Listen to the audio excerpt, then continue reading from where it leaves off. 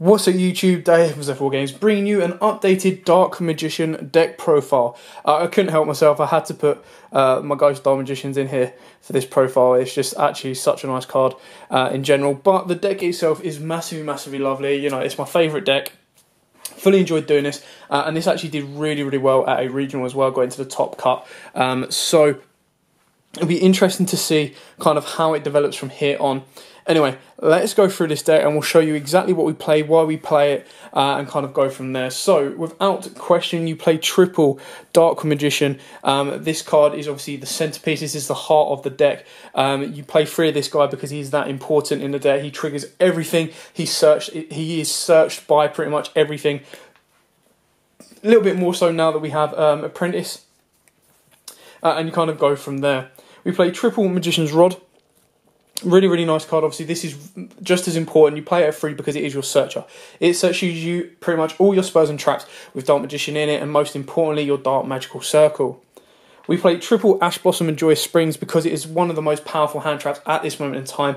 We do play a lot of draw engine in this deck to kind of start to see these cards more consistently. And opening up with an Ash Blossom when your opponent goes first can really disrupt their plays and then allow your Dark Magicians to kind of build up. The biggest issue with Dark Magicians is they do kind of need a turn to set up, which is probably why with Ash Blossoms it's entirely up to you if you want to take them out for evenly matched or not. Obviously, playing evenly matched gives you a bit more of an edge in the fact that if you go second, if your opponent's set up their board already, you can kind of clear their board out a little bit and then spend that time setting up with your Dark Magicians, in the sense that because they do require a turn to set up, the less disruption you have, the better. So going second with Dark Magicians, if you main evenly matched at 3 and hopefully see it or draw into it, can kind of help make your plays a lot better and obviously put your opponent at a massive disadvantage. So if you don't play for triple Ash Blossoms, definitely play triple evenly matched.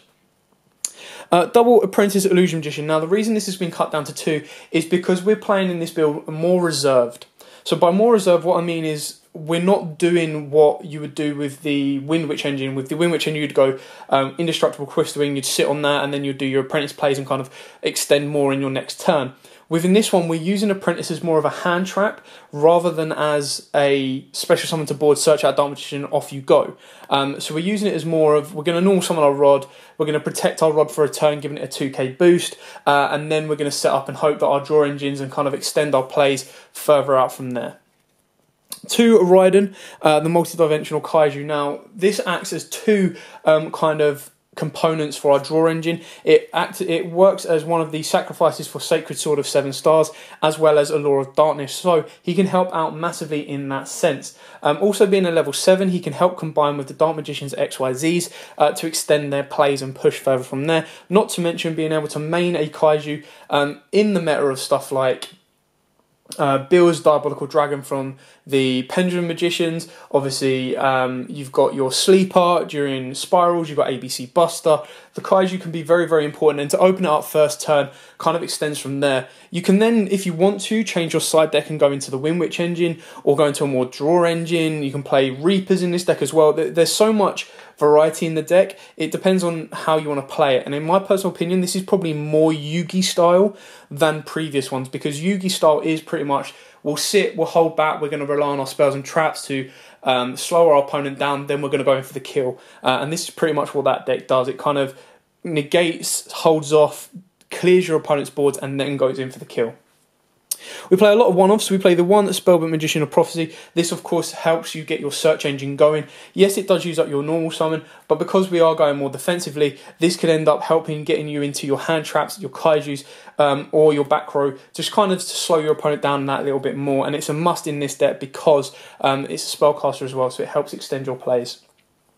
The 1 Gofu of the Veiled Shadows. Now, the reason we play this is because using him, he can help extend your boards massively. Using with him, if you wanted to play Synchros in your extra deck, this could get you into an Omega, which could then in turn help you recycle your Dark Magicians from activating Allure of Darkness and Sacred Sword of 7 stars.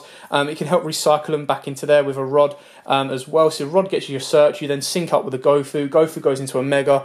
During your opponent's standby phase, Omega's effect to return a Dark Magician you've banished off of a Allure back to your graveyard, which then makes Eternal Soul live.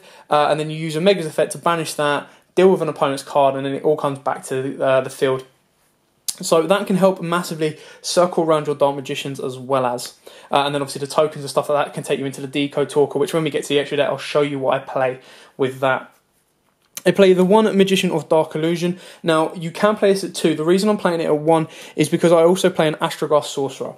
Now, yes, the Dark Magician of Dark Illusion does, of course, trigger off Circle and stuff like that. And then, of course, its most powerful effect is it can revive a Dark Magician from grave. So, like I've said before in previous profiles, there's a very, very nice combo with Spellbook of Knowledge, where you tribute off the Dark Magician, draw 2, and then Magician of Dark Illusion will revive that Dark Magician. So it's entirely up to you. You could cut the Astrograph for a second one of that. The reason I like Astrograph is because he does the exact same thing that Magician of Dark Illusion does, but if my opponent MSTs my Circle, or if he MSTs any of my back row, or if they destroy my Dark Magician, I can then drop an Astrograph on them, being a 2500 beat at level 7, Dark as well, search out one of the cards that's been destroyed that turn, so it could search me back out a Dark Magician, which in turn could then make a navigation I've got set live, and then extend my plays from there. Finish off the monsters, we play the 1 Maxi, obviously most powerful hand trap in the game. You open up with it, and if your opponent doesn't stop their turn, they're going to be giving you plenty of draws.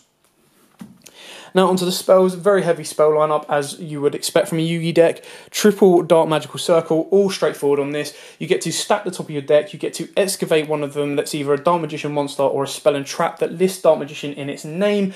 And then not to mention, when a Dark Magician hits the board on a separate chain, which is the disappointing part about it, it can then banish one card your opponent controls. Triple Spellbook of Secrets. This obviously helps extend your plays for your draw engine. I like playing 3, 2, and 1. 3 of this, 2 Spellbook of Knowledge, and 1 Spellbook Magician of Prophecy, for the pure sense that this searches out everything. So if you haven't got a monster in your hand, you activate this, search out your Magician of Prophecy, normal summon the Magician of Prophecy, he searches out your Knowledge, you've deck Fin twice already, you activate Knowledge, you draw into 2 fresh cards. So I like playing this at 3.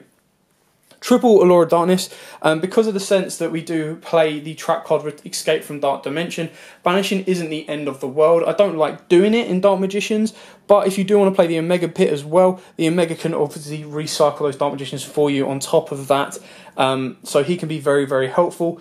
And then if you want to bump up your Escape from Dark Dimensions, you of course can bump up your Sacred Swords of 7 as well. We play double Spellbook of Knowledge, double Pot of Duality. Now, because we are more reserved in this build, we don't rely on the Windwitch engine. We have the only real special summon we've got during our turn is our Apprentice, and we want to hold that on as a hand trap. Pot of Duality is not actually that bad in this build. Again, if you wanted to, if you were more worried about banishing, you can drop one of your Lord of Darknesses and put your Pot of Dualities up, but 2 kind of works enough. Plus, this is in the sense that Ash Blossom, if it's going to hit stuff, you're going to have stuff that can still help you continue or recover. So if they Ash your Circle, you go fine, Duality. If they Ash your Duality, you go fine, Spellbook of Wisdom. If they Ash that, you've got Allure. You've just got plenty of stuff that can drag out your opponent. Next up we play the 1 Sacred Sword of 7 stars. Now you could easily place it 2. The deck's kind of at a 42 card limit, I believe, at the moment in time, but with Sacred Sword of 7 you can bump this up if you want. The fact that you can only use it once per turn slows it down a little bit, and the fact that you have to pay the cost first as well is different to Allure of Darkness, which is why I've only got it at 1 in that census, but you can of course bump it up if you wish to.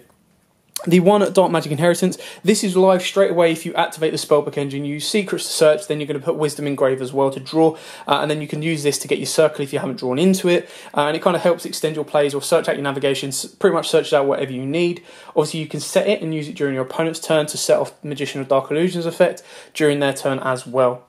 The exact same for your Illusion Magic. I did try a build without this, but unfortunately you kind of need it because it can recycle your Dark Magicians from graveyard, it can also recycle your Dark Magicians from your deck to your hand and make all your spells and traps more alive. And then we wrap up the spells with the 1 Raigeki for the total board wipes, because again, like I said, we're playing more stall, we want to be able to slow our opponent down, clear off whatever dangers they do put on the board, and then go in for the kill a couple of turns later. Now onto the traps, we play triple Magician's Navigation. This is part where Illusion Magic can help, because if you do go through your Dark Magicians, Illusion Magic can bring them back to hand and make this more active. Also, this is quite a nice discard with Apprentice Illusion. So when you drop this with Apprentice, let's say you go first, you drop this with Apprentice Illusion, but of course you have another one in hand. it means during your opponent's turn, if they activate a spell or trap, if you activate navigation, get your Dark Magician on board, and then they go MST or something to hit out your circle, because you've already you dropped one of these the previous turn, you can use the effect to banish that and negate the spell with your Dark Magician on board, which can be massively, massively invaluable and actually win you games, because quite a few people actually forget about that second effect that it has. Double Eternal Soul. Now, the reason I only play 2 is purely because of its destruction effect. Its destruction effect is just so damaging, but in that sense, this again, if you've got your Magician of Dark Illusion in hand, what you need to do is you wait for the trap effect to resolve. So when it leaves the field, goes into the graveyard, you use its effect resolves, nukes your board, and then you go Magician of Dark Illusion because it's a chain late, which is why you can also do it on top of Solemn Warning, which is some people again forget, which could be massively, massively damaging and helpful. And then of course on top of that, you do have of course your Astrograph Magician that can help extend that as well. And then we play the 1 Escape from the Dark Dimension. We did use Back to the Front, but the thing with the Back to the Front, yes, because it brings them out in defense mode, it's really, really cool. But the non-target, the fact that it's not continuous means your opponent can't interrupt with like MST or Twin Twist or anything. That's the downside of Escape from Dark Dimension. But because we're playing Allure of Darkness and Sacred Swords, Escape is actually still really, really helpful. And then finishing off with the 1 Solemn Warning, because it's pretty much the out to everything. In the side deck, you can play stuff like the Viruses, Ghost Ogres and stuff like that, which can be massively, massively helpful. Now onto the extra deck, we play double Ibon Illusion Magician. He is your most important rank 7.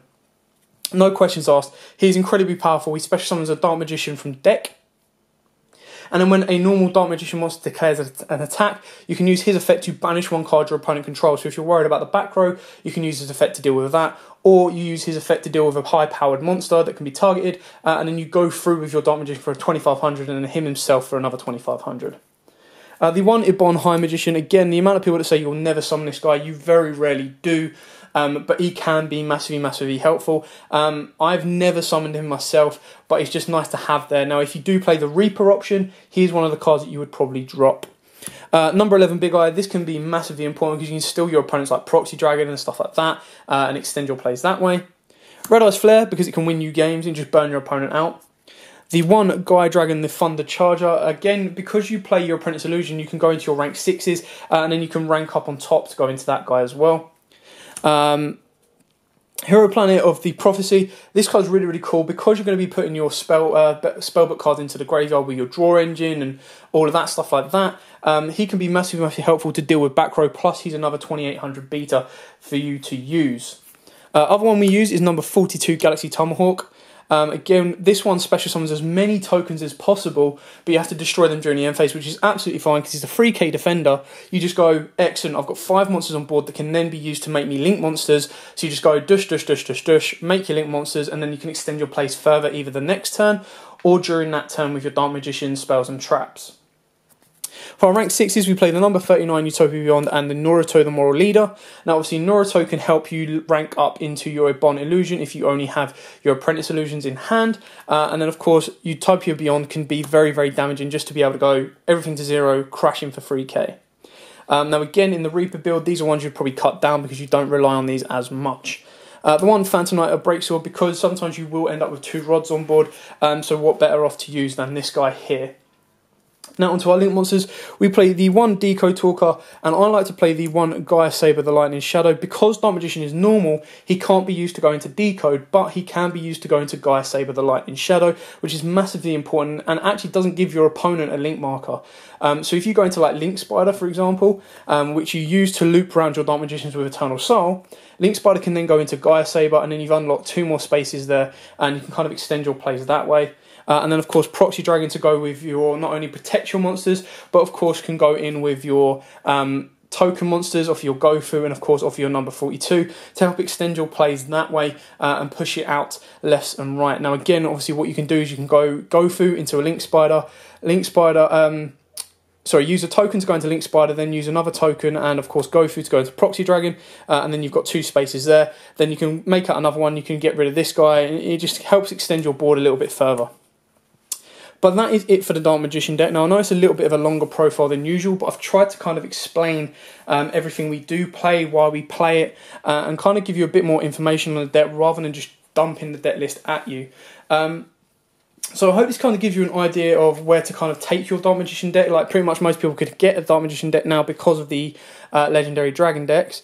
Yes, you can play the Fusion in here, but unfortunately from what I found, because Eye isn't searchable by any of the Dark Magician cards, which is a real shame, the build kind of adapts a little bit more. So I like playing the True Name, which is a spell card that lets you add a Divine Beast. You declare the top card of your deck. If you're correct, you then get to add a Divine Beast to hand. So you can then basically combo that off with Eye of Timaeus to be able to add that to your hand with Dark Magical Circle, and then of course play Ra Sphere mode, so you can get to search that out to your hand, use that to clear off any of your opponent's board and kind of extend your plays that way.